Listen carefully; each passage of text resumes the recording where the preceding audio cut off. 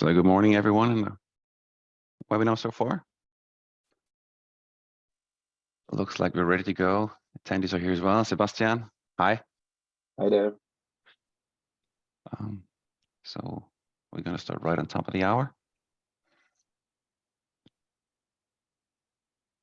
You guys grab your coffees and lean back. All right. To try to be punctual here, I'd say we start right now, looking at the attendee list. Today's webinar is going to be about large language models. I'm going to be presenting with Sebastian, who's part of the R&D team here at Samantha. The last couple of months have been pretty crazy when it comes to AI, and let's be honest, in October we did not anticipate the things that happened from November till now, and a lot of people talking about everything that's going on in AI, and obviously it's a hype. That's a good and a bad thing. We would like to revisit some of those major innovations of those last days and assess their implications potentially for you, and also show you what's already out there and what's working, and maybe also what's not working, because that's even more important. We'll lead you through the keynote. Important, just like for those of you who've attended our last keynote before Christmas, all of what you're going to be seeing today, you can and will get after the keynote. That includes code and everything else. So we can give you a link to that. You can duplicate that, and you can use that session to play with. You can, as I said, play with parts of the code. Just look at the pictures, images. Everything is also documented properly. As Sebastian's probably going to tell you or show you, there's a lot of stuff. Everything you're going to see and everything you're going to hear is documented in very high detail for you. So you just expand the headings. We're not going to do this during the webinar now because we don't want to bore you with too much text. But if you read this for your reference, you'll be able to see everything we'll tell you in full text. So even if you have some things where you go like, oh, what did they actually show there? How did they do this? You can read this. It's a complete document you can read through, and you can click through everything. Okay, that's just for the start of it. And with that, I'd like to quickly hand over to Sebastian to introduce himself and start his part. I guess you already introduced me, so I can start with the topic right now. So the first question is, what are LLMs? And to answer this, I want to read you the full section down here, word by word.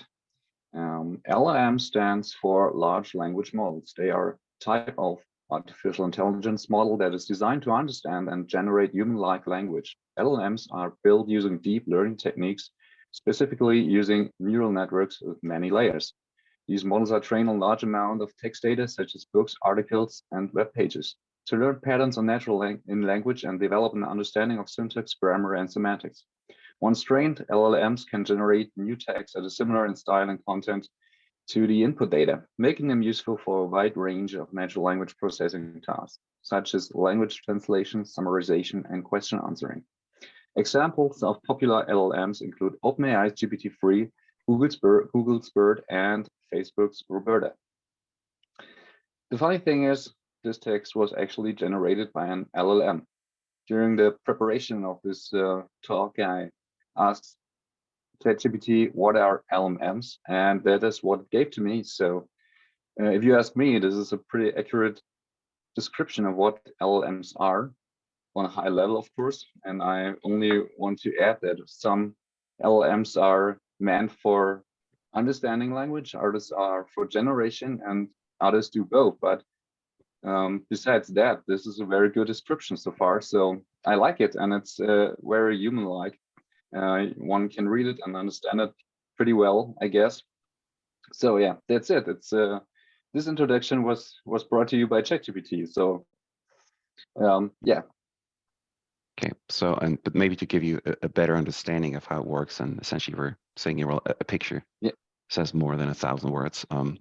What a lot of people currently dream of, and there's been a nice cartoon by Tom Fishburne, where people sit in front of a computer and say, oh, AI turns this single bullet point into a long email, which I can pretend I wrote, which is what a lot of people are more or less dreaming of, right? Automatic content generation. we all know that's not always very accurate, depending on what you're doing. But essentially, on the other side, there's someone sitting saying, "Oh, it's awesome because now I can take this long email, put it into one bullet point, and can I pretend I read it?" So this is also more or less talking about real world implications and potential use cases where, if we're being honest, that's part of the hype, some of which is just, well, either not possible and second of which a little hard. But to give you an idea how LLMs actually work, and everyone has worked with even language models on your very phones, which are not large language models yet because your phones can't handle that, but they will. We'll show you that in the future. But to give you an idea how this whole thing works, let's just sing a song. So if you scroll down a bit, Sebastian, we can see a couple notes. So for those of you who are musicians, you might even know that song. You might be able to play that song. But the fun part is I'm going to sing that now. And please try to, at least in your mind, sing with me. And in the chat, in Zoom, maybe just try to give us the next proper word, so we can see what you think the solution is. So when I sing this, okay, the song goes as follows. Happy birthday to, and what do you think the next word is going to be? So can people write in the chat quickly so we can see what you think the next word is, which I'm fairly certain everyone knows. We already have two answers in the question Q&A section, and both are right. Okay, now, okay, there we go. I mean, and again, it wasn't hard, right? Now the trick here being, actually, there are very interesting answers. We get 3 times you, and we have 1 Mr. President. Oh, that's a Pink fan, I want to say in this case, right? So, oh no, actually, no, that's Marilyn Monroe. Anyways, for those of you who are in the call who might be German speaking, I'm just going to change that tune a slight little bit. Now that you've been there, and again, try to use the Q&A section to put your answer. If I say, and I don't even sing it now, I just give you the lyrics, because you will also know the tune to it, right? Because you can obviously sing exactly the same thing. Say, zum Geburtstag viel, and what do you think the next word is going to be?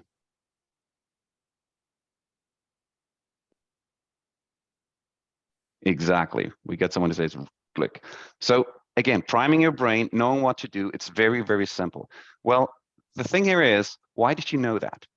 You didn't know that because it was based on any scientific facts or truth grounded in physics, because it's a freaking song. No, you knew this because you heard it so many times in your life that you were able to predict the next proper word with very high confidence. And by the way, we did not think of Mr. President when we did this. So thank you for that, because that is a reasonable next token that could be there, because we all have seen this video as well. So this is essentially how language models, not just large language models, work, trying to predict the next word. Doesn't mean they understand it. It just says, statistically speaking, that's reasonable. And yes, you would be the most reasonable word to say, but Mr. President is definitely a very good hit. So yeah, when it's through, basically that's it, how they work. But yeah, I want to add some more technical details here, but no worries, not too much details. If you want the full details, yeah, there's so much material down here. You can even have your own or train your own baby GPT model here later on if you like to. But for now, it's just a few words regarding how the LLMs actually work. Today, most large language models are based on an architecture called Transformer, which is a specialized neural network architecture. And the special thing about the transformers is that they have a so-called attention mechanism. And that means that they can find the right or the most important words in the context of words, and they can process large amounts of data, which means we can give them a lot of text, and they can predict what the most probable output would be, or how to understand this text. And this understanding is actually carried out in those layers you see down here.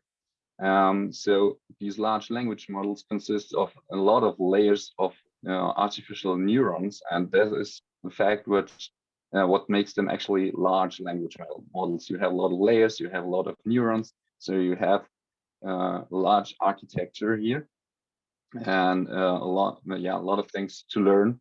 And yeah, they can actually find complex relationships between words, and that's the reason why they can understand language that well and also produce highly accurate output. And as Sven already told you, the output is in the end only the most probable sequence of words given the input. And what's also very important is that these LLMs have to be trained on large amounts of text beforehand.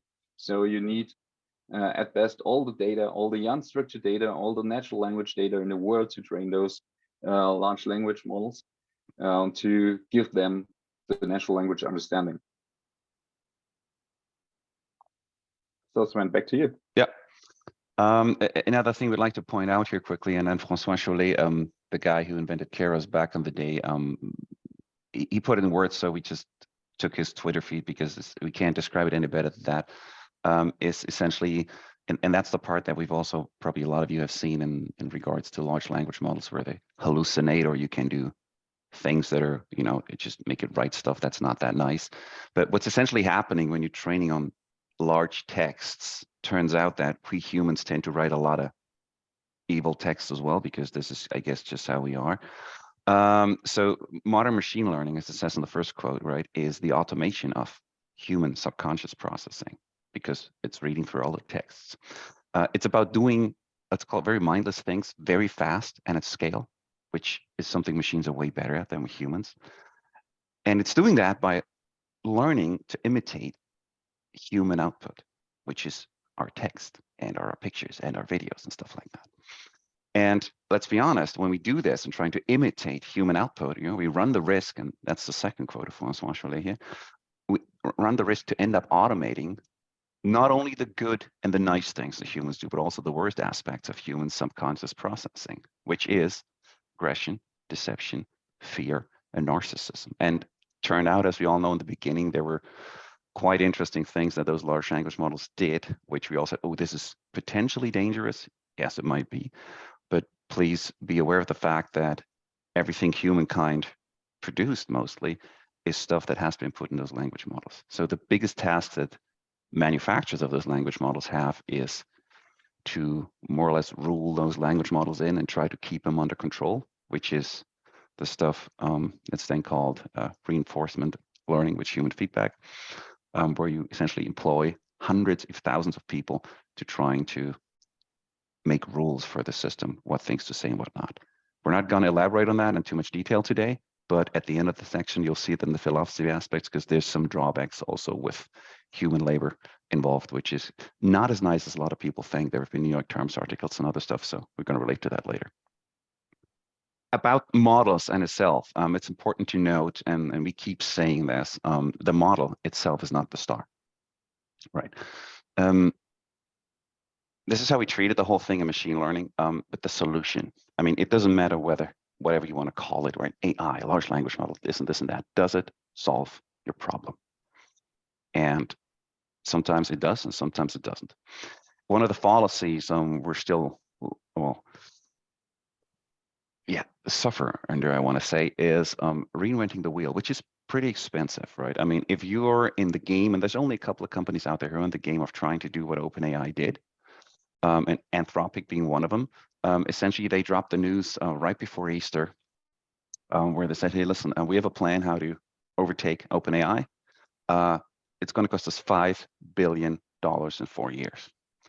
So throw in more computing power and more data and also more people at something has proven so far to be a recipe for success in some of the areas we're working on, right? I mean, that's absolutely true. But then again, everyone, I guess, also on the call has to ask themselves, would I be able to play part of that? Do I have the $5 billion to kind of catch up per company, that is? And the answer is most likely probably not. But the cool thing about that is, and again, that's our biggest luck, is that we're all standing on the shoulders of giants. So just to give you an idea what kind of LLMs are out there that can already do what the LLMs that you might have worked with do. Just to go on Hugging Face, which is one of the biggest collections of models, LLMs out there, there's already 501 models out there that do partially or fully what those models can do, and that's open source. And there's more coming every day. You can check that number. It was 293 2 weeks ago, so it's plus 200 every week, roughly 100 models joining us. There was new German models coming in last night, which can now do everything perfectly in German. What the whole thing showed us, though, is we can, and that's been a debate and research and where we come from, by throwing enough data onto a neural network, we can actually teach a machine to write proper texts and proper grammar. That was not clear, but that was something possible, and I think that answer is proven. Now, can we do stuff that we humans do with it? Semantics, pragmatics, hard to say. But to give you a feeling of standing on the shoulders of giants, right? You do not have to pay someone for their API or transmit your data somewhere to a, I don't know, server in the US. You can actually run those models on your own devices. And Sebastian is going to show that to you, because I personally think the biggest use case for those language models is going to be on your personal devices. So my bet, and again, that's not a recommendation for trading, but I think Apple is in the best position. You don't hear anything from them so far, but they have the most devices out there that could probably run LLMs per customer individually on your phone, that is. And I think we'll hear something from them in the next couple of weeks. So Sebastian, over to you. Okay, to show you that Sven is right about his claim, I'm gonna show you the scaled down GPT model, which is actually only 4 gigabytes tall. You can see it here. This is the model. We can't see your screen yet, Sebastian. You can't see my screen. Oh, okay.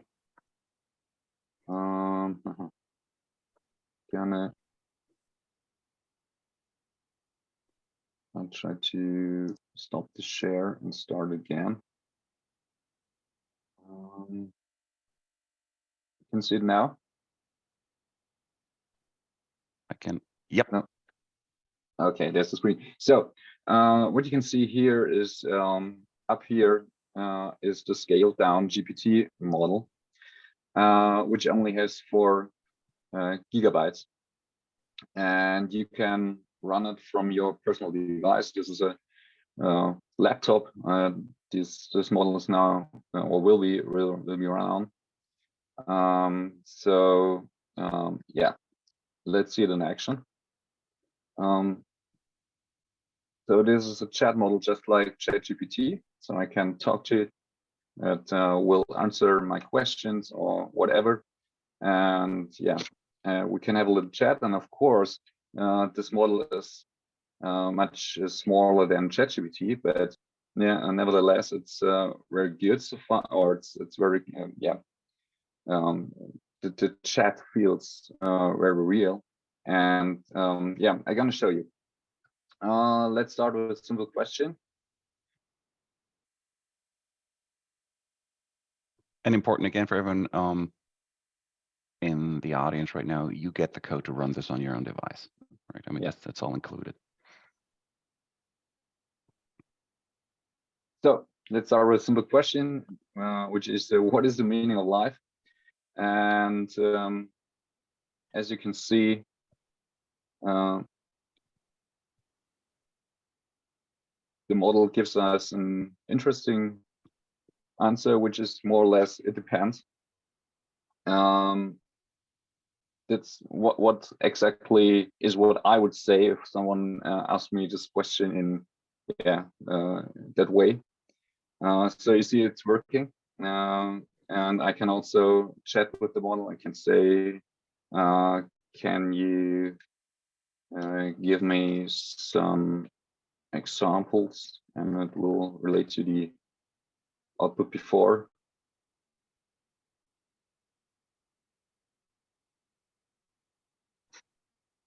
And of course, you can ask other things or give a task to fulfill, like write a story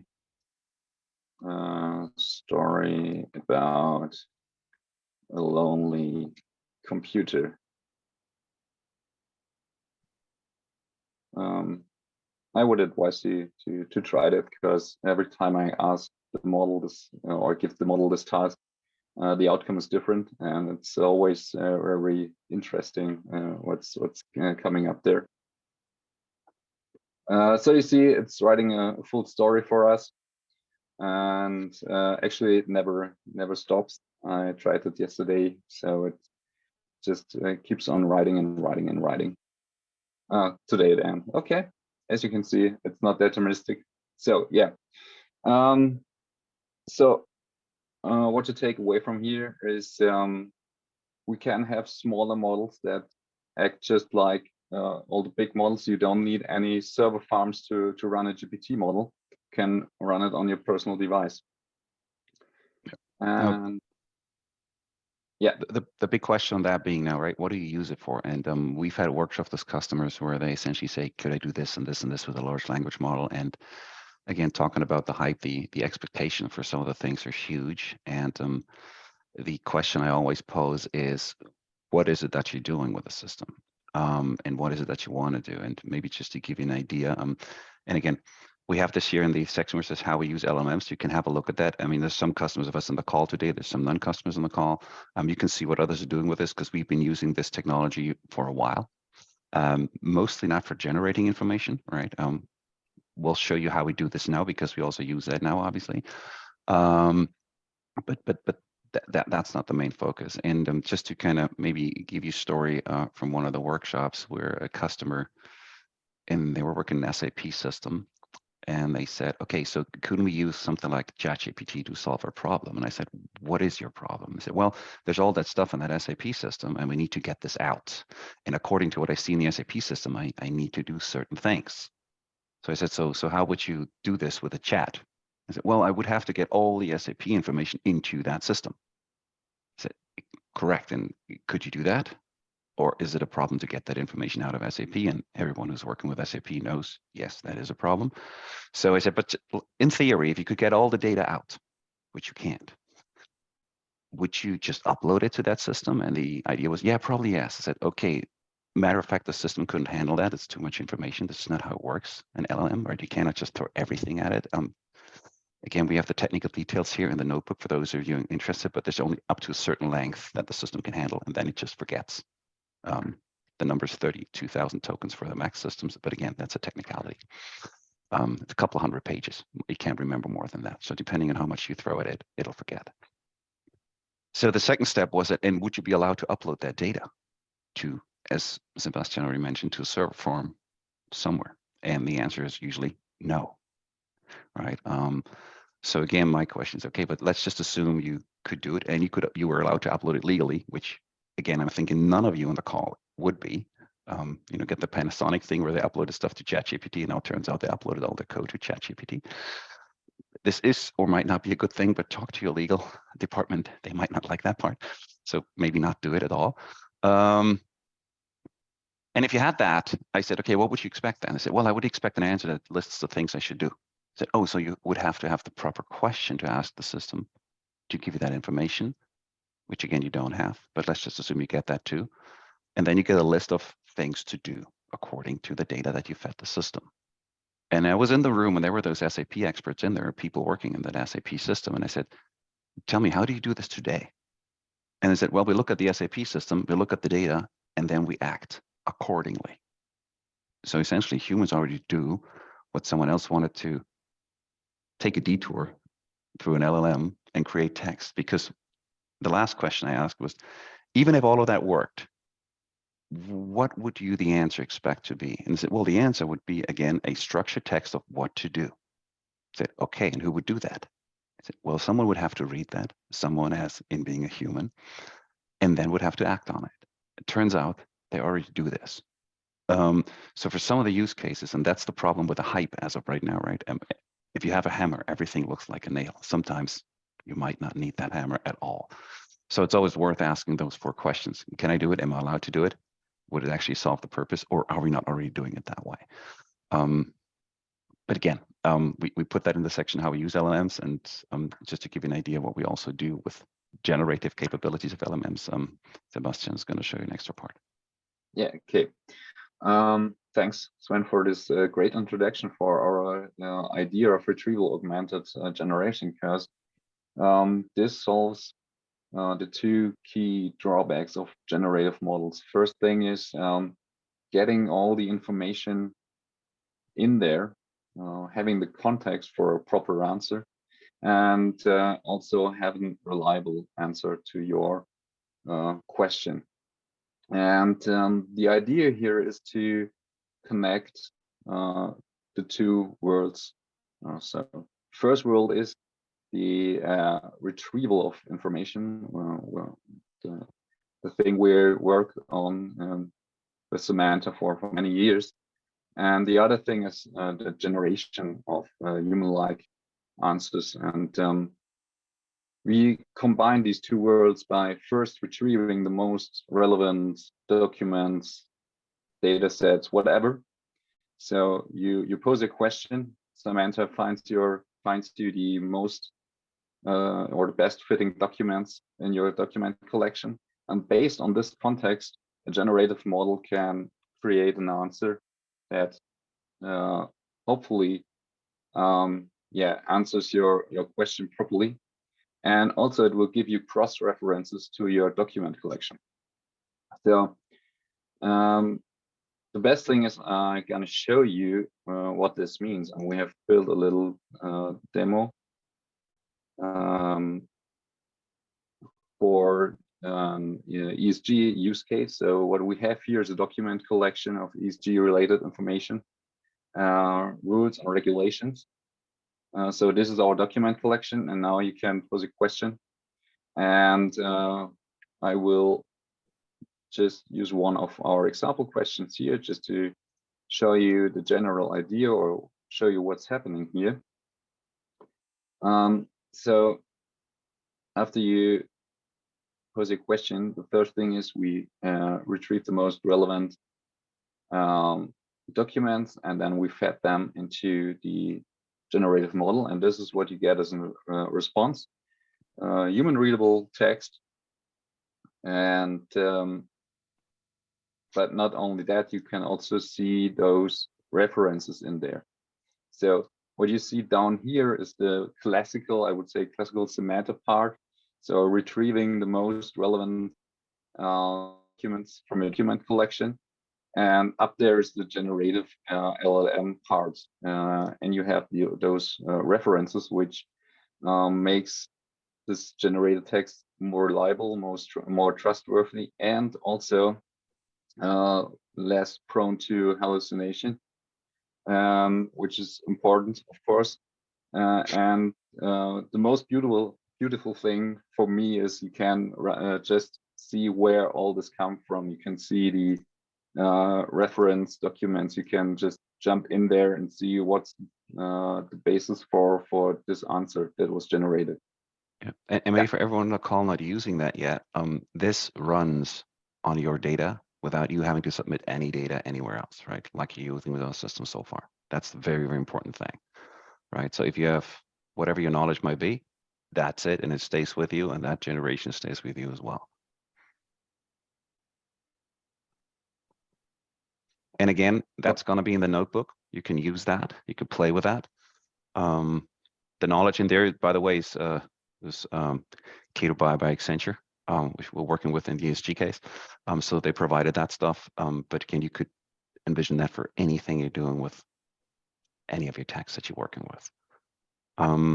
So what's in it for you? Or kind of to wrap this up, because we're up on time here, is the use cases that we all see, right? And that people are talking about: content search, chatbots, content creation, summarization, all these things. Yes, they are there. And again, we elaborate on that in the document. We don't want to go into too much detail.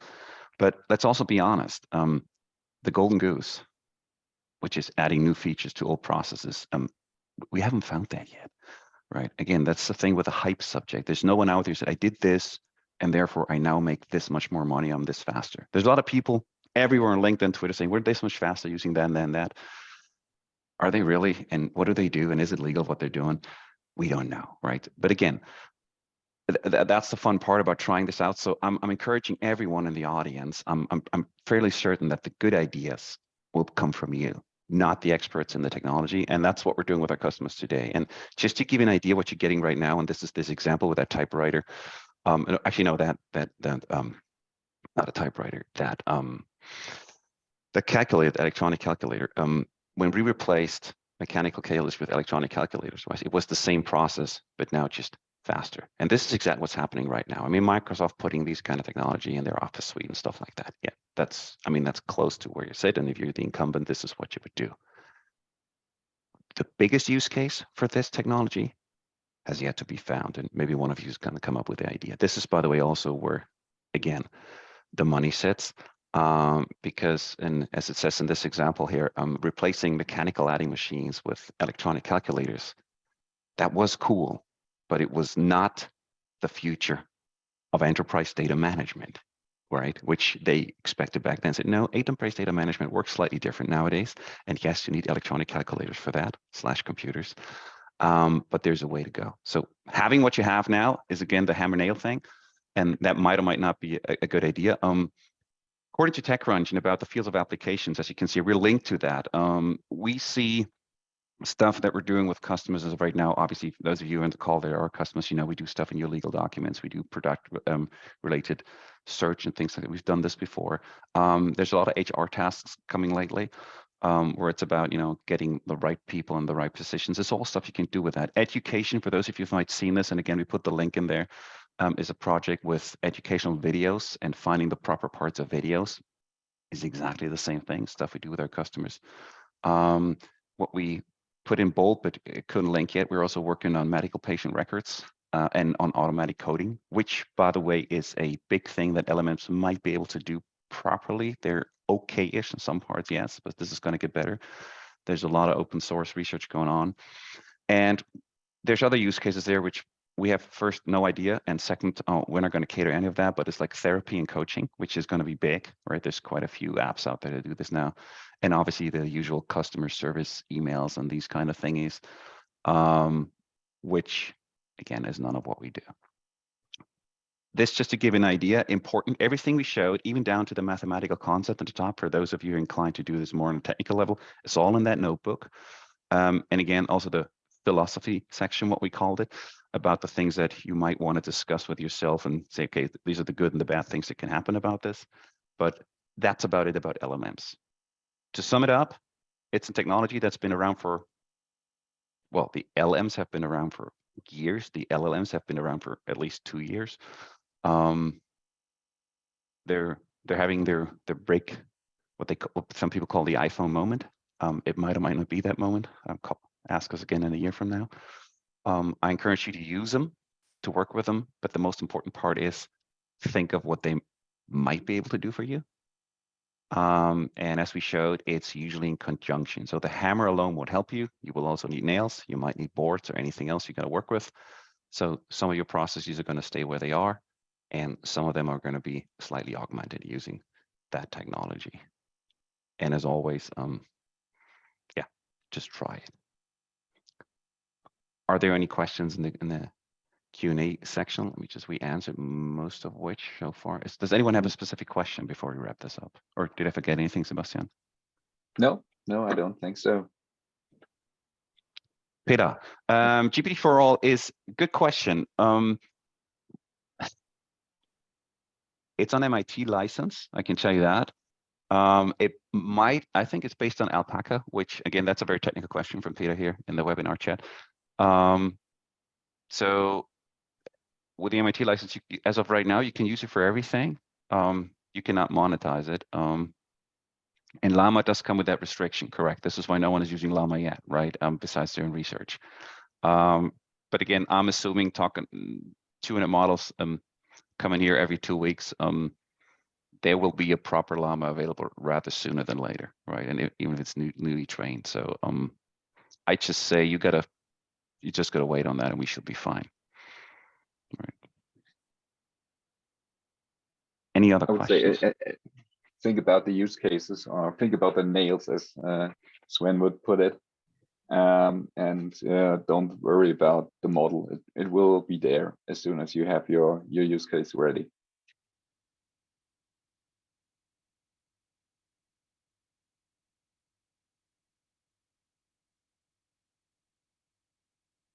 Benoit has raised a hand. Can we activate you, or you want to type your question quick? I don't know what the webinar host is saying on that. There's also the question in the chat. Benoit. I didn't see that, sorry.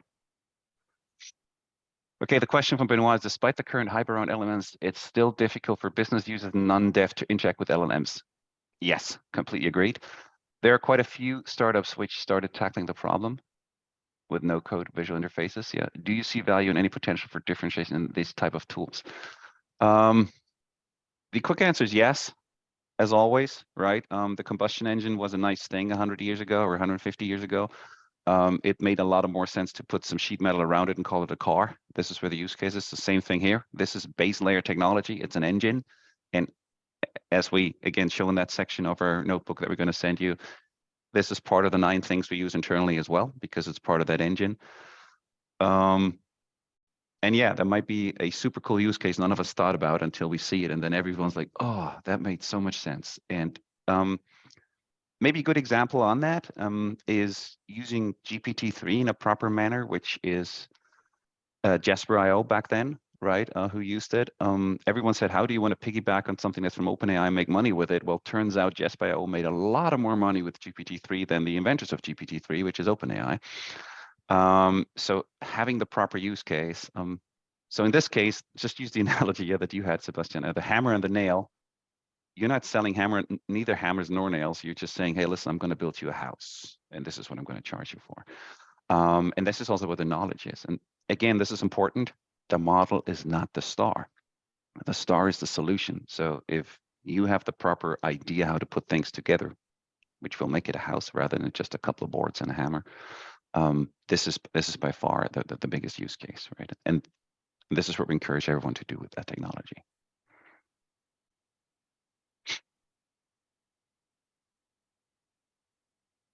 Any other questions? You're welcome. And as always with idea, right, Benoit, if others have the same idea, it's probably a good one. If you're the only one with that idea, you're either super early or it's not a good idea at all, latter of which is more likely. And it's all about statistics, also in LLMs, right?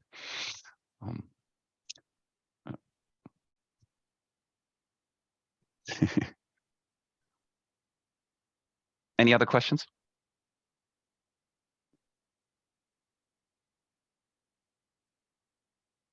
Perfect, Thorsten. Yeah, sort your ideas. If you have any questions, reach out to us, right? Again, you're going to get the link. You can play with all of that.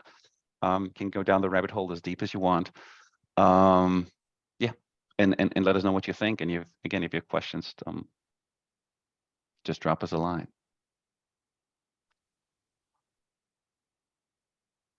All right. So I wish you a great day. Enjoy your next coffee. And talk to you soon. Bye, everyone. Bye-bye.